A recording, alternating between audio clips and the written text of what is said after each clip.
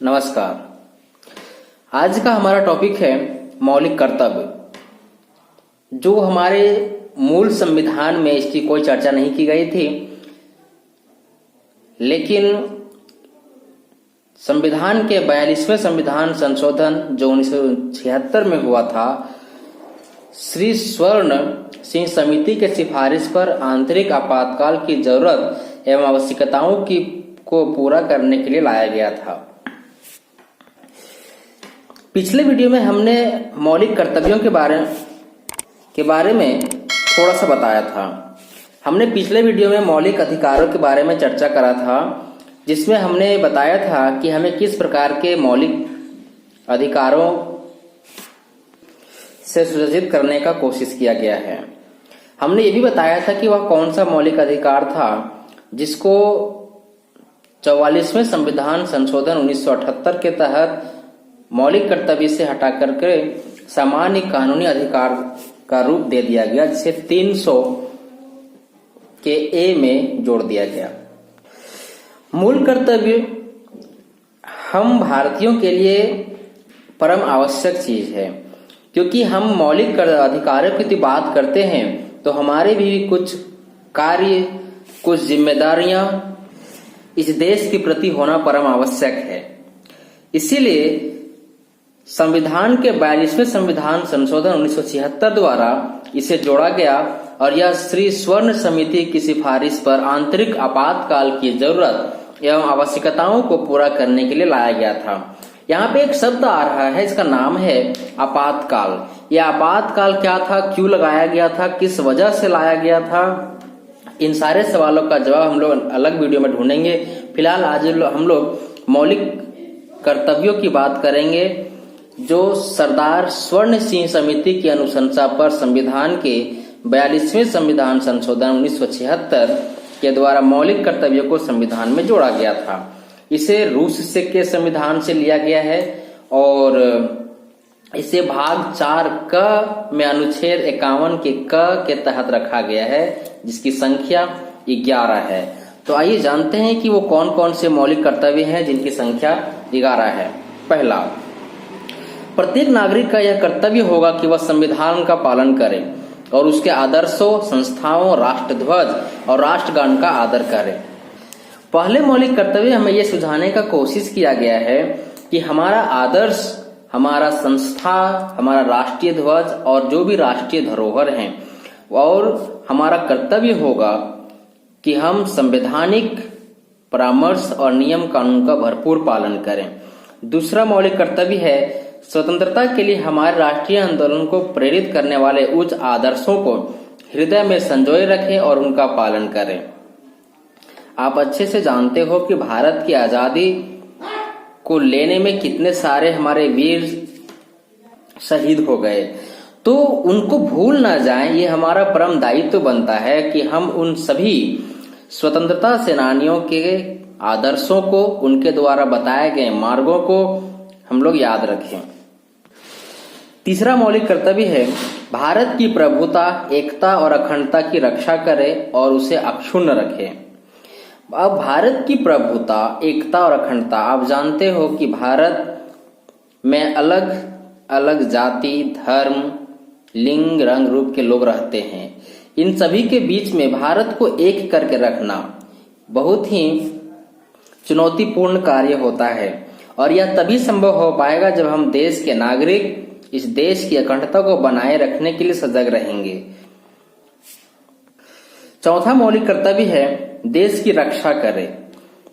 Generally ये हम समझ लेते हैं कि देश की रक्षा करने का कार्य जो है वो हमारे सेनाओं का है, परंतु वो तो अपना काम, अपना कर्म, अपना फर्ज बिना किसी लालच के तो निभाते हैं, लेकिन हम अपना दायित्व तो भूल जाते हैं। याद रखिए कि अगर देश अंदर से कमजोर होगा, देश अंदर से अराजक तत्वों से भर जाएगा, तो देश की रक्षा करने वाले हमारे जवान बॉर्डर को तो रक्षा कर ही पाएंगे, परंतु अंदर से जो गद्दार हमारे देश में पैदा हो रहे हैं उनसे लड़ना बहुत मुश्किल हो जाएगा। पांचवा मौलिक कर्तव्य है भारत के सभी लोगों में समरसता और समान भ्रातृत्व की भावना का निर्माण करें।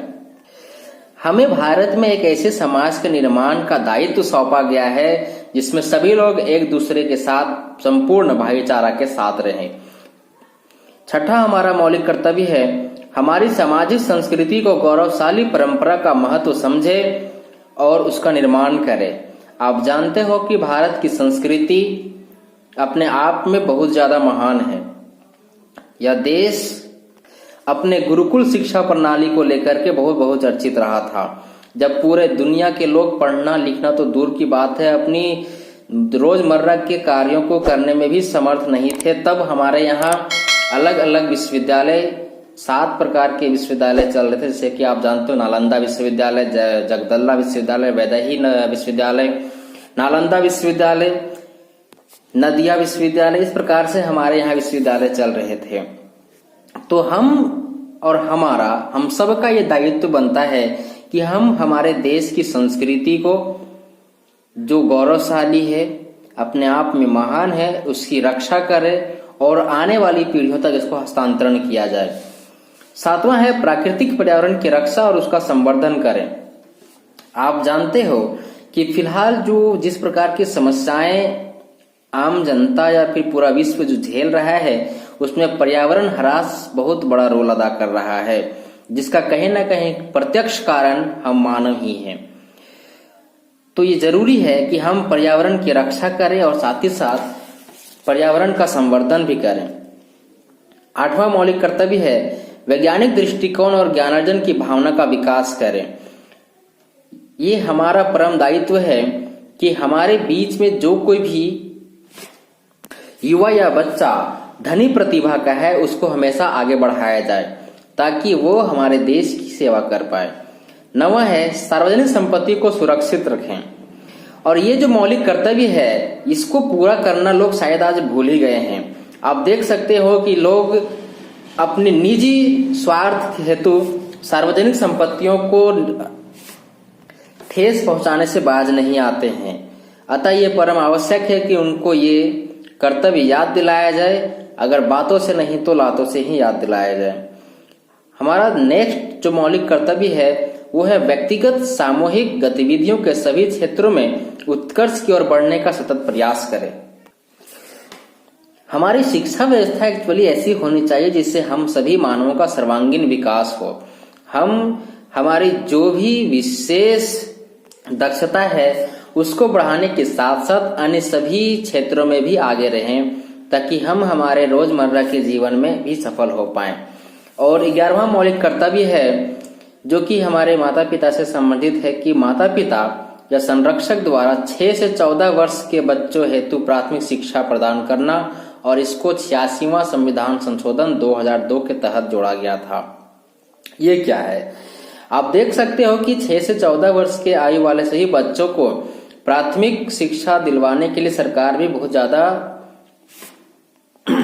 कार्य कर रही है। अतः यह सरकार के साथ साथ हम सभी का दायित्व बनता है कि सही बच्चों को अपने प्राथमिक से लेकर के माध्यमिक से लेकर उच्चतर शिक्षा प्राप्त कर पाएं, ऐसी व्यवस्था या ऐसी सहायता हमें करनी चाहिए। साथ ही साथ हमारा ही यह दायित्व बनता है कि इस अक्षुण्ण समाज के निर्माण हेतु हम सभी शिक्षित हो पाएं, और यह हम सभी के प्रयास से ही हो पाएगा।